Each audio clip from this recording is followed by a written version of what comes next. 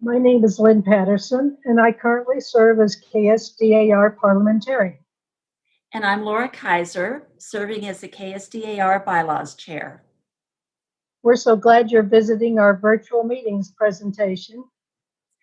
We'll first go over bylaw considerations and then the ins and outs of virtual meetings. Does virtual meeting or electronic meeting sound scary to you? Or does it sound like something exciting? Hopefully the latter. During this presentation, we will attempt to dispel any scary feelings or trepidation you may have. These are uncharted waters we're in. Don't be intimidated. We are all here to help each other, and we are all learning as we go along. But we also want to do things as correctly as we can. I know chapters are struggling during this pandemic, trying to find ways to meet and to change their bylaws. And for some chapters, this is the year to choose a new nominating committee and elect new officers. Many chapters are wanting to hold electronic meetings. The authority to hold electronic meetings must be in your bylaws. An electronic meeting that is properly authorized in the bylaws is treated as though it were a meeting at which all the members who are participating are actually present. This is stated in Robert's Rules of Order, newly revised 11th edition on page 97. And except as authorized in the bylaws, the business of an organization or board can be validly transacted only at a regular, properly called meeting. That is, as defined on pages 81 and 82. A single official gathering in one room or area of the assembly of its members at which a quorum is present. Again, on page 97. If an organization is not authorized to hold electronic business meetings, it may not do so. However, the members can participate in informal electronic gatherings, so long as no business is conducted. This will allow members to informally plan activities that would normally be handled officially by the organization. While it can be helpful for organization leaders to gain input from members in this informal manner, it should be understood that any actions taken by officers or members during their scope of authority is not the act of the organization, unless it is later ratified in a virtual business meeting. Most chapters have not thought of including anything about virtual meetings in their bylaws. If your chapter did, that's great. But as our President General said in March, please know that your meetings may be canceled or postponed due to the current situation if necessary. You can wait past the date in your bylaws to handle action, and you can postpone your meetings for a number of months and wait to have elections and make bylaw amendments until you are able to safely meet again. Your chapter needs to decide which items of business are urgent and which can wait. Focus on the most pressing items first, and if there are some items that can wait, let them wait. Our national parliamentarian says, look at language setting dates. In some instances, just because a date by which action is taken doesn't necessarily invalidate an action that is taken beyond that date. This is so in the election of officers. Most chapter bylaws state that officers shall be elected by ballot for a term of a number of years or until their successors are elected. So if the meeting is postponed, the current officers remain in office until it is safe to call a meeting and their successors are elected. You do not need to worry about officers who have served the maximum number of terms at the time of the scheduled election. The officers continuing in office are continuing in the same term, so they are not advancing into a new term. The term is not over until their successors are elected. Suspending the rules.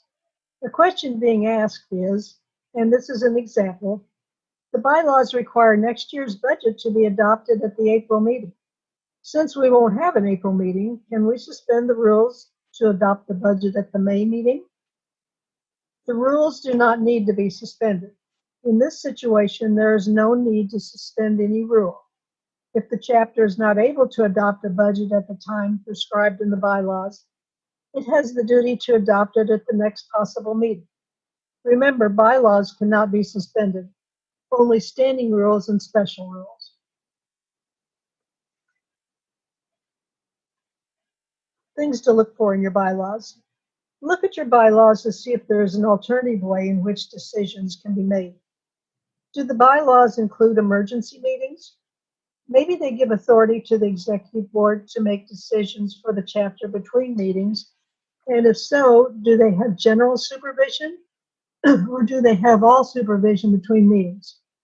Some bylaws authorize an executive board or committee to conduct business outside of a meeting, such as by postal mail, email, or telephone conference.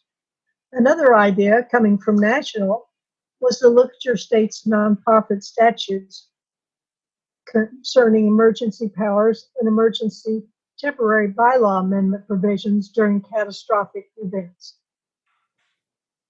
If meeting virtually is not in your bylaws, you may hold virtual gatherings or socials rather than meetings, where you can discuss the items that you are wanting to accomplish, such as proposing amendments to your bylaws, choosing a nominating committee, electing new officers, or approving a budget for the new year.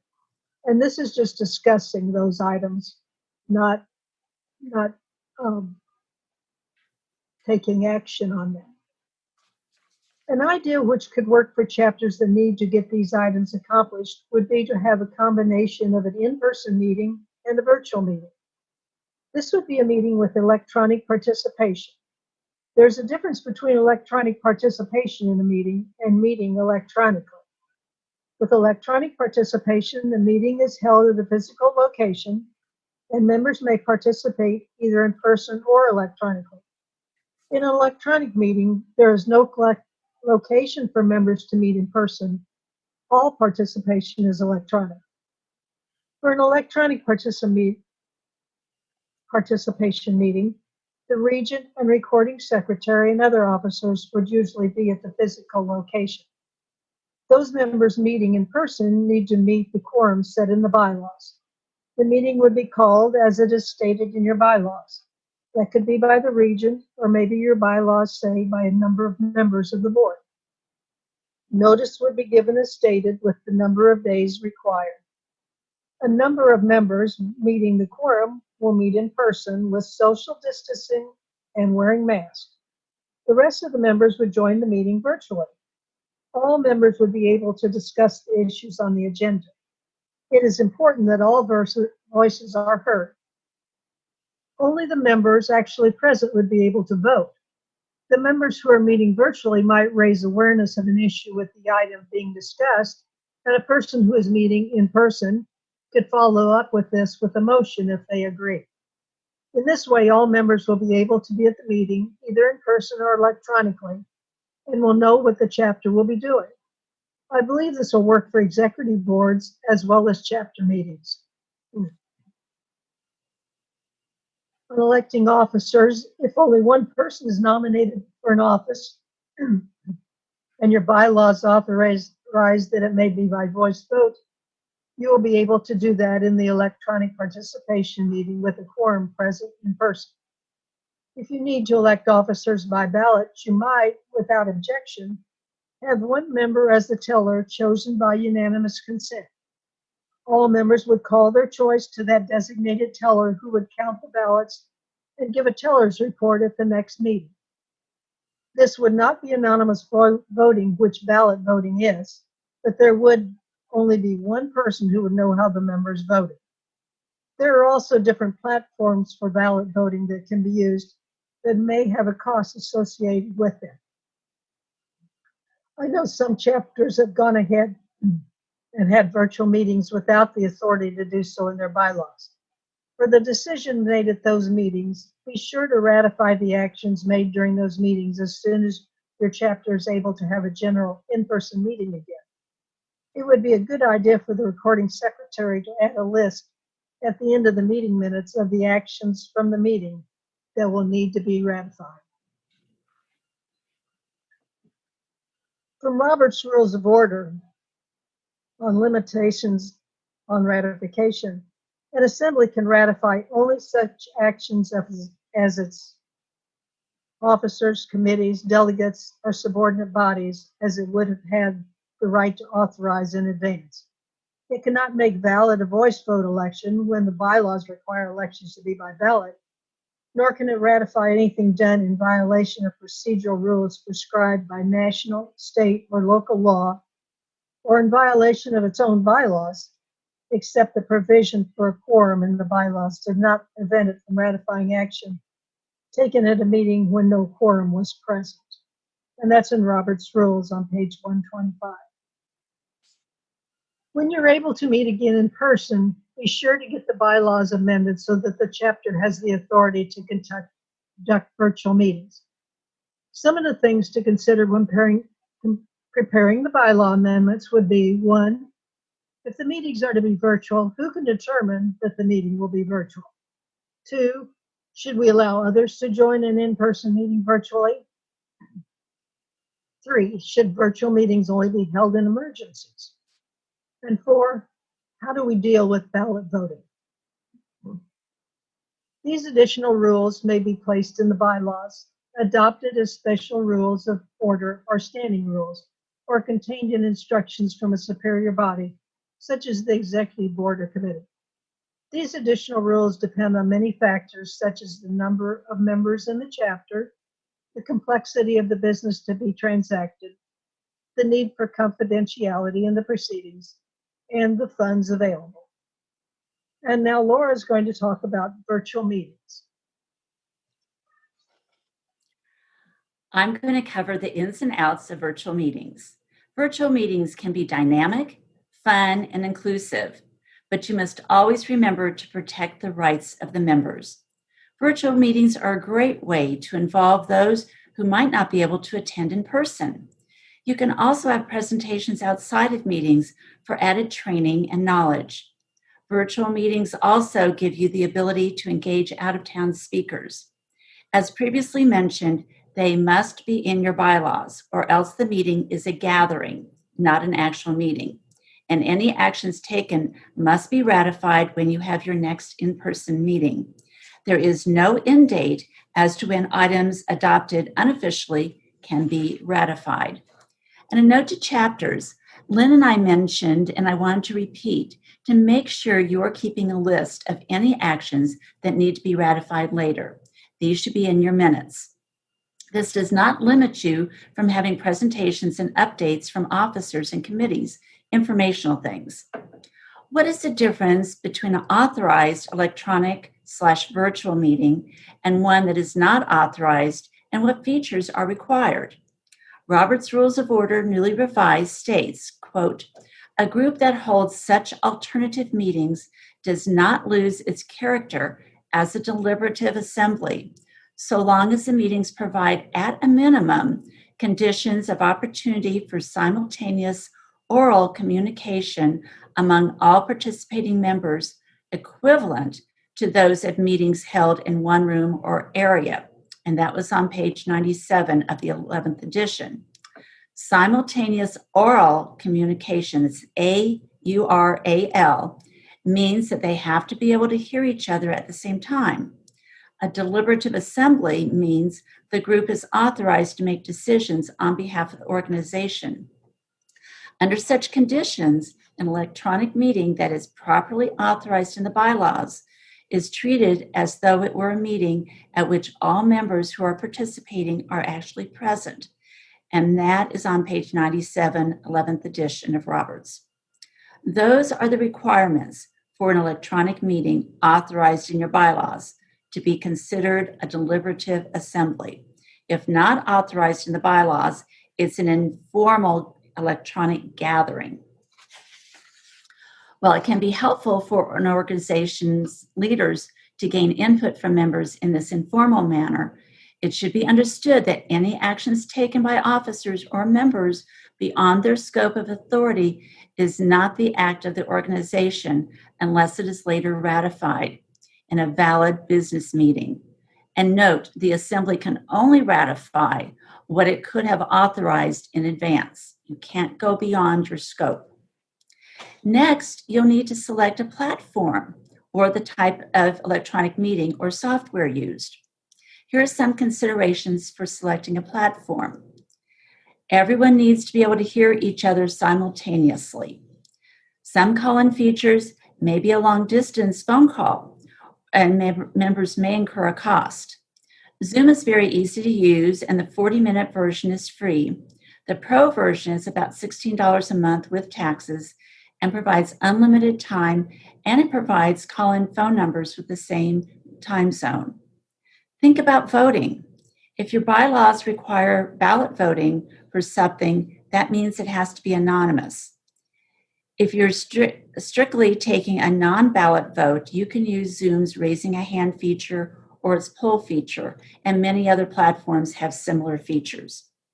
Zoom also has recording capabilities, and again, many other platforms have that as well. Additionally, some people like to use a PowerPoint presentation to use with their meeting or gathering. And then think about security, making sure that only those authorized are participating. Here are some platforms for a virtual/electronic meeting from an NAP webinar by David Whitaker, who's a professional registered parliamentarian. It was given in April 17th of this year. He talked about Adobe Connect, which he said was the gold standard. He said it could be costly and cumbersome though. GoToMeeting, very user-friendly. Zoom, which I'm very familiar with, and Lynn is as well, you can share your PowerPoint presentation videos and it's interactive. The free version, again, has about 40-minute time limit, but the Pro version offers unlimited time, and it costs, again, about $16 per month. And it also gives you a telephone call-in option, and it's free if the user is not charged for a long-distance phone call. Then there's the golden oldie one, freeconferencecall.com, but that's for telephone only. Skype, which has been around for a long time, and it's very easy. And then finally, Microsoft Teams. And David Whitaker said that Microsoft is turning Skype into this. It has good security. It's limited to about 250 people, and it's integrated with Microsoft Suite. Remember, you must always protect the rights of the members, and members must agree to anything that might restrict their rights. Some examples of those rights are the right to attend, the right to make motions, and this needs to be carefully considered.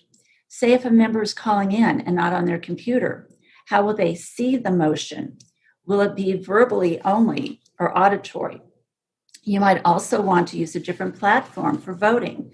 Some options might be Simply Voting or Vox Vote. There's also a free platform called eBallot. Members also have the right to speak in debate, and they have the right to vote. Here are some considerations when preparing for a virtual meeting. Make sure you give appropriate notice, which includes the information on how to participate. Would be pretty helpful. You should adopt special rules for the conduct of the meeting, which may include how to seek recognition and obtain the floor, the means for submitting a motion. Do they submit it in the chat room or some other way? Methods for taking votes.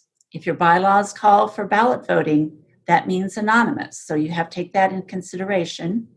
How does a member raise a point of order? And lastly, how will you determine if a quorum is present? Lawrence Taylor, National Association of Parliamentarians presenter, said that 50% of internet users use their mobile device. So here's another thing to consider. Make sure whatever platform you use, that those users who are on their mobile devices can see things properly presented. I'm going to share a few etiquette tips that came from a National Association of Parliamentarians webinar. They use the acronym MURICA, which I hope I'm pronouncing that correctly. It's MURICA. The M stands for mute your microphone. The U stands for unmute your microphone when you're ready to speak, then mute again when finished. R stands for remain ready to check if you are muted by the platform or other. Too often, chairs or facilitators will be waiting for another person to present or read the pledge, and that person doesn't know they're muted. So make sure you're ready to check that. I stands for I'm ready. Again, make sure you're ready. That means you ran the audio wizard or whatever little pre-meeting wizard there was to make sure you're ready to participate. C stands for can you hear me now? Make sure you can be heard. And if you are having problems with that, go ahead and use the chat room. And A, always remember M, mute your microphone. The following are some helpful tips to remember. It's very important to make sure your members feel comfortable with whatever platform is selected.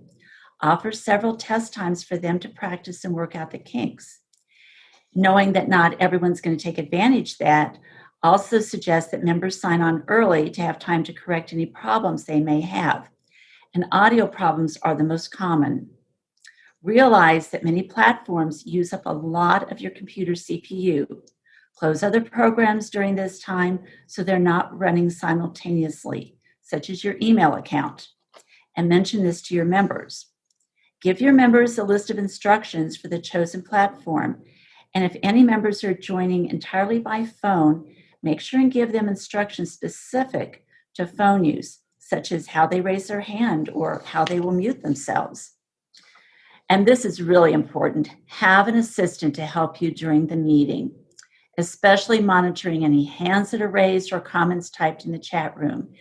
And Lynn was my assistant during our chapter's gathering, and it was so helpful. Keep your meeting visually interesting.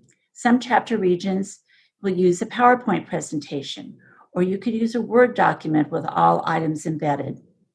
As the chair or presenter, practice how your computer, the script, etc., will be set up ahead of time. For instance, for this presentation, I have my computer set up on a box, so it's raised a little bit higher. I checked my background. I checked the lighting. Lynn and I tried to work on having where our eyes were going to be focused, which is oftentimes hard when you're looking down at a script.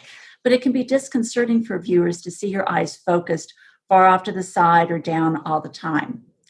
Don't have your entire group try to recite anything together, and ask permission for members to sit with respect during the Pledge of Allegiance to the flag of the United States of America.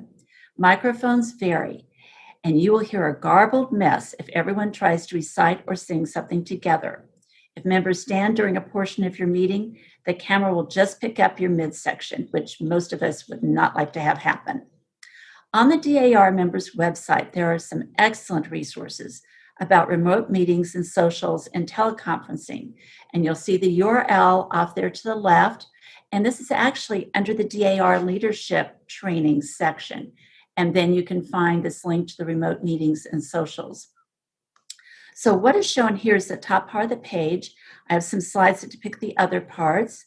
This slide shows the middle of the page, and you'll see there are links to the DAR blog about free video and teleconferencing options and how to conduct a conference call. And this page shows the lower part of that page, and it has links to basic overview of video conferencing and several step-by-step guides. Many would be good to share with your members. If you're on Facebook, there's a DAR Facebook parliamentary group. It has a lot of great resources. The National Association of Parliamentarians, and the URL is on the slide over to the left side. This will give you a link to an excellent document with samples of bylaw language and sample special rules. And you'll see that under that paragraph where it says sample rules for electronic meetings, and then where it says read more, you click on that and it takes you right to the document. I highly suggest you go to this website and print this off. The KSDAR Bylaws Committee uses this document extensively. It was written by the authors of Robert's Rules of Order, newly revised, and although I have not received my 12th edition of RONR yet, I've heard the specific information is included in the 12th edition. I'm going to share my PowerPoint presentation I use for our chapter's May gathering, just so that you have a little example. I must say the PowerPoint slides really helped add visual interest to the gathering. I'd not used them before, so this was something new. Our chapter's bylaws do not provide for electronic meetings yet, but we had a May Zoom gathering. And we were able to do the opening ritual. We had our program and we could hear reports.